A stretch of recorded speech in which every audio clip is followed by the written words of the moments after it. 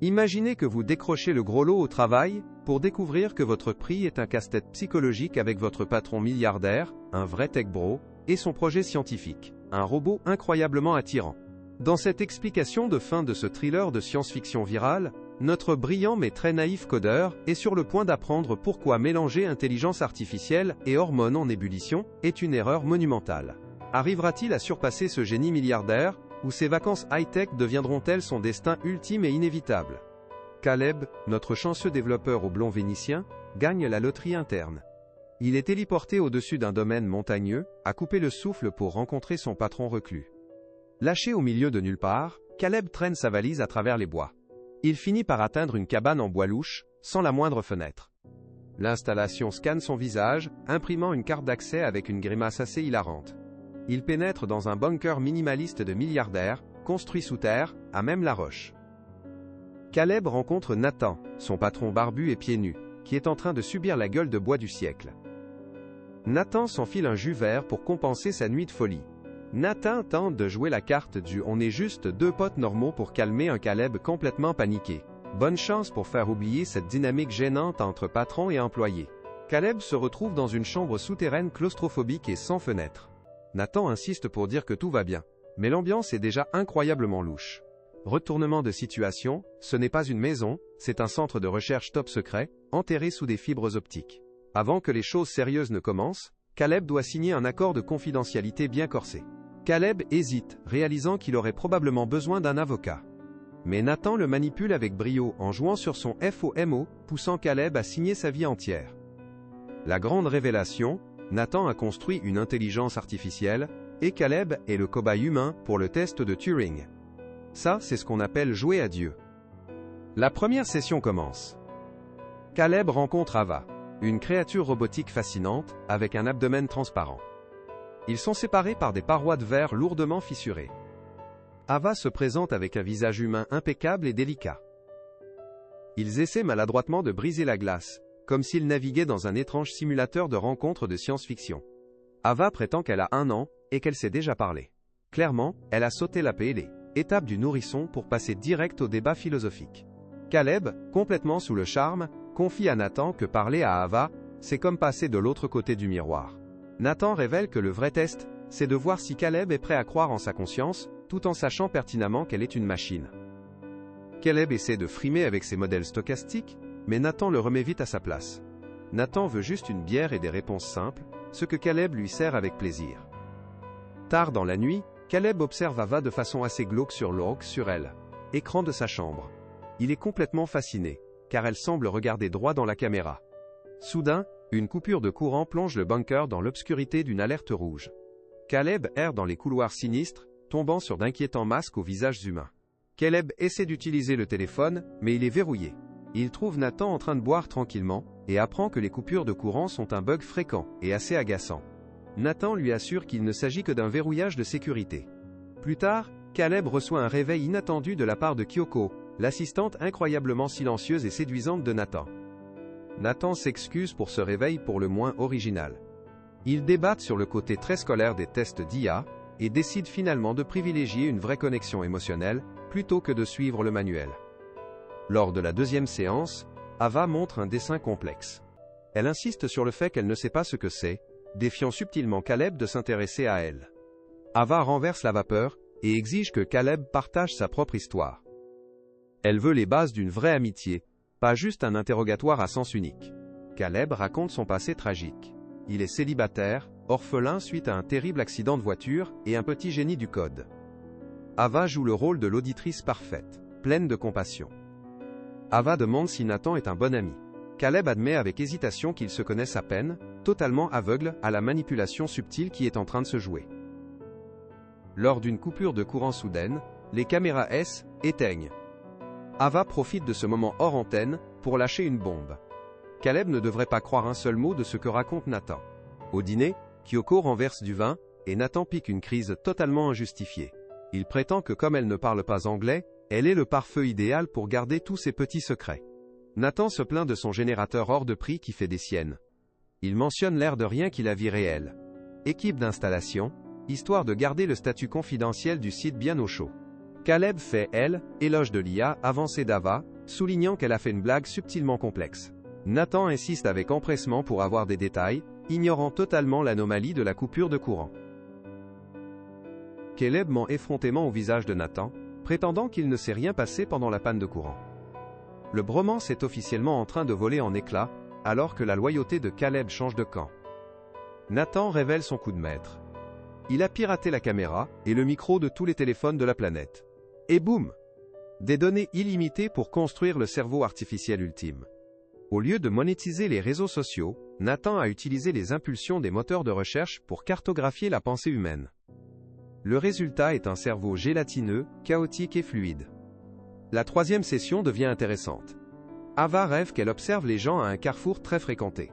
Elle demande ensuite à Caleb de fermer les yeux pour une surprise spéciale. Pendant que Caleb, accent aigu PIE, Ava, joue au déguisement extrême. Elle enfile une robe et une perruque sur son corps robotique pour devenir indiscernable d'un être humain. Ava révèle son apparence incroyablement humaine, vêtue de pied en cap. Elle fait un tour sur elle-même pour Caleb, et lui demande comment elle est, parfaitement consciente de son charme magnétique. Ava déclare avec audace que c'est ce qu'elle porterait pour leur rendez-vous. Elle demande cash à Caleb s'il est attiré par elle, en notant au passage ses petites micro-expressions qui en disent long. Plus tard, Caleb joue les voyeurs de première classe en la regardant se déshabiller sur son écran. Pendant ce temps, Nathan répond à une question très philosophique sur l'attribution d'un genre au robot. Nathan confirme sans détour qu'Ava est parfaitement fonctionnelle et qu'elle peut tout à fait prendre du plaisir. Caleb se demande si cette robot très attirante n'est qu'une distraction clinquante. Nathan interroge Caleb de manière agressive sur ses préférences, affirmant que l'attirance humaine n'est qu'une accumulation de programmation externe. Il nie avoir programmé Ava spécifiquement pour flirter avec Caleb.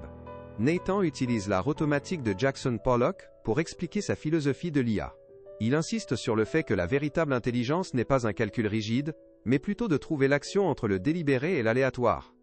Nathan assure à Caleb que le béguin d'Ava est tout à fait sincère. Après tout, Caleb est le premier gars qu'elle rencontre, qui n'est pas son père bizarre et autoritaire. Caleb lance l'expérience de pensée « Mary in the Black and White Room ». Ça prouve qu'expérimenter quelque chose par soi-même, c'est bien différent de juste traiter les faits à froid.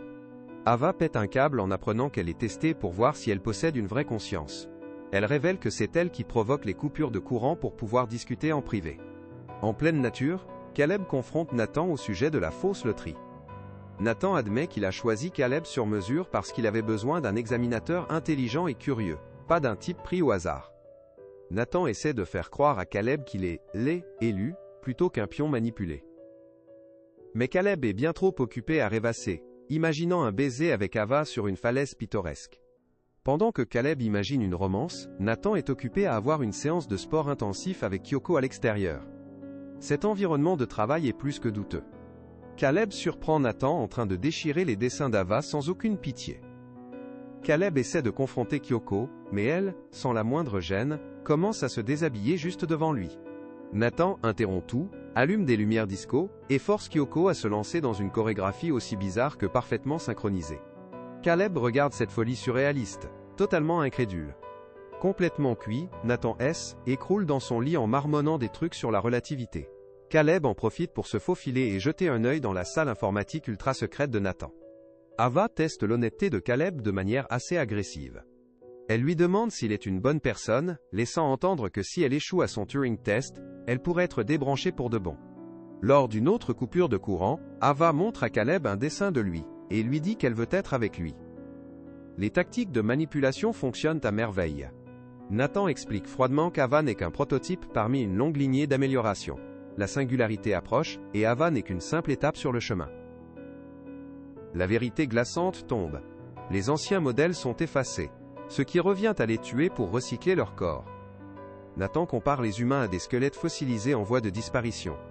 Caleb décide que la seule façon de gérer ça, c'est de mettre Nathan dans un état second, à force de boire. Nathan descend la vodka comme si était de l'eau, tout en divaguant sur Prometheus et les exploits des hommes. Dès que Nathan perd connaissance, Caleb s'empare enfin de la carte d'accès de son patron. Il s'infiltre dans la salle informatique et découvre des vidéos en accéléré terrifiantes des précédents modèles robotiques.